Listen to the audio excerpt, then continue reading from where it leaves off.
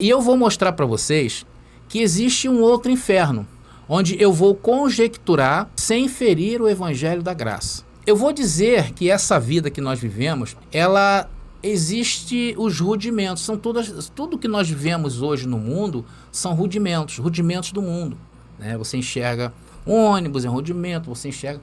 Por que rudimento? Porque essas coisas vão passar, elas não são eternas, principalmente para nós. Então tudo acaba, então eu chamo isso de rudimento do mundo. Sendo que esses rudimentos do mundo em que nós vivemos pode nos causar um grande dano à nossa vida. Se o significado da palavra inferno é sepultura e remete à morte, não é verdade? A sepultura é ligada à morte. Hoje muitas pessoas vivem uma morte mesmo estando vivos. Sim ou não? Quantas pessoas que vocês conhecem aí que parecem mortos, né? Às vezes aconteceu ali alguma situação. Por exemplo, uma pessoa que não consegue resolver um trauma nesta vida. Por exemplo, a perda de um filho. Isso é realmente uma tragédia. Dependendo das circunstâncias, muitas das vezes pode ser fatal.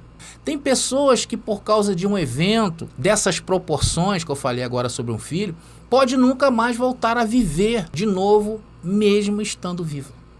Então os rudimentos deste mundo, dependendo do grau de envolvimento, podem acabar o quê? Nos matando, mesmo sem tirar nossas vidas. Um outro exemplo bem clássico disso são as drogas. As drogas é terrível. Ela vai matando as pessoas aos poucos. E ainda mais quando a pessoa luta para se libertar. Então ela vive um inferno. Um outro exemplo também é a bebida alcoólica. As coisas acabam levando pessoas a um inferno, mesmo sem as matar naquele momento. Por esta razão, meus amados, nós temos que viver o quê? Vigiando a nossa vida, vigiando onde pisamos, vigiando o que estamos escutando. Porque são coisas factíveis à carne. Isso tudo está aí, aonde? Na nossa debilidade. E você precisa conhecer essa carne onde você está habitando. Porque ela pode lhe trazer um inferno em vida, que é bem pior do que morrer. Olha, amados, vamos ver o que Cristo ressuscitado nos orientou para evitarmos esses infernos que a carne pode nos proporcionar? Vamos ver. Gálatas 6:7 diz: não erreis, Deus não se deixa escarnecer, porque tudo o que o homem semear, isso também ceifará. E isso é mais claro que o dia. Ou vocês têm alguma dúvida? Vocês querem que eu explique esse texto? Está bem claro. Agora, no verso seguinte, veja que interessante. Aqui vamos encontrar um outro inferno. Vamos ver. Versículo 8. Vamos lá. Em Gálatas capítulo 6, agora no verso 8. Que diz assim, olha. Porque o que semeia na sua carne, ceifará o quê? A corrupção. E quem, ao longo de 2000 anos, está semeando na carne? Quem? Quem? O sistema religioso. A falsa igreja. Eles não pagam preço para tudo. O que é isso? Semear na carne. Mas o que semeia no Espírito, do Espírito ceifará a vida eterna. Por isso que nós ceifamos o quê? A vida eterna, sim ou não? Então saber disto, destas coisas, pode nos livrar o quê? De várias arapucas nesta vida. Aí você pode me perguntar assim, mas André, tudo bem, tem coisas que a gente evita, principalmente quando é da gente. Mas e quando acontece uma tragédia com quem nós amamos? Qual seria a nossa postura? Meus queridos, eu sei que teremos uma enorme dificuldade em lidar com isso. E Deus nos poupe disto. Porém, se nos acontecer, teremos que encontrar o quê? Forças para superar. Senão, essa situação será um inferno na nossa vida. Ou seja, vamos estar vivos, porém mortos. Olha, eu, por exemplo, em tudo que acontece comigo, na minha vida, eu jogo o evangelho da graça. Olha, se me acontece o bem, eu jogo isso aqui, olha. Quando me acontece coisa boa, eu jogo isso aqui, olha. E sabemos que todas as coisas contribuem juntamente para o bem daqueles que amam a Deus, daqueles que são chamados segundo o seu propósito. E quando me acontece o mal, o que eu digo? Da mesma maneira. Sabemos que todas as coisas contribuem juntamente para o bem daqueles que amam a Deus. Eu posso falar rindo porque me aconteceu alguma coisa boa, e outro eu posso falar chorando. Mas todas as coisas contribuem para o nosso bem. Porque eu, amados, vivo pela esperança. Eu não conheço outra maneira de viver. Se eu não acreditar nisto que está escrito, se eu não acreditar nisto, claro que eu posso recorrer à ajuda da medicina dos homens, que não é dos homens, tá? E diga-se de passagem. Então há vários recursos que Papai Deus nos deixou disponibilizado para que a gente vá e vença essas coisas. Isso são armas que Deus nos deixou aqui.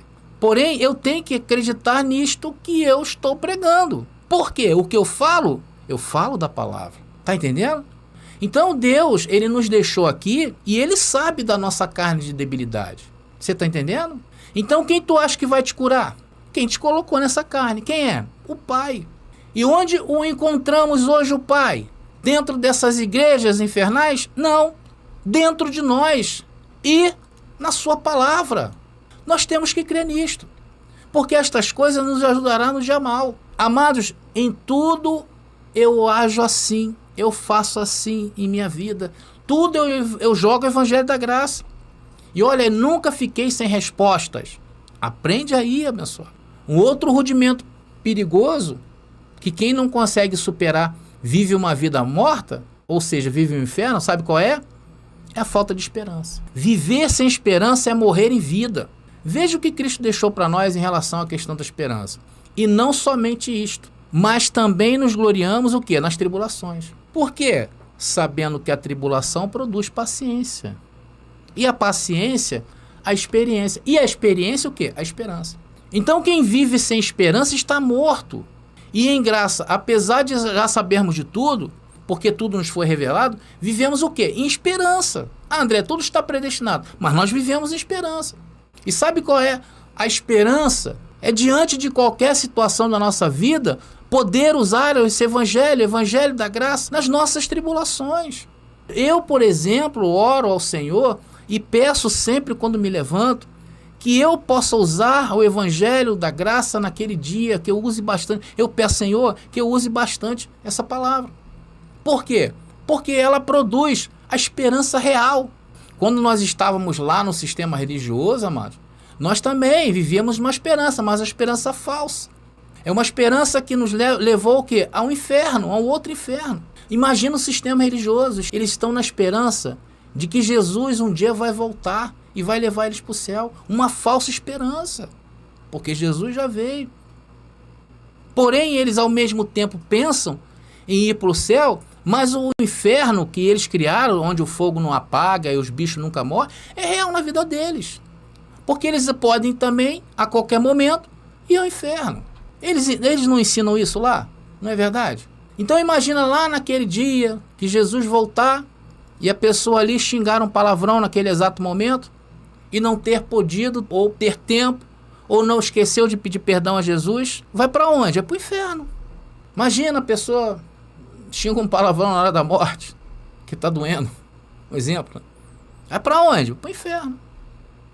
Então essa esperança que estava um dia dentro de nós, essa esperança do sistema religioso, gera a morte, gera o inferno, sim ou não? Agora nós que estamos em graça, quando usamos o evangelho da graça, cria em nós o quê? A esperança que não traz confusão. Por quê? Porque ela ordena os nossos pensamentos. Foi isso que é na conclusão desse verso. E a esperança não traz confusão. Porquanto o amor de Deus, qual é o maior amor de Deus para nós? É saber que Ele habita em nós.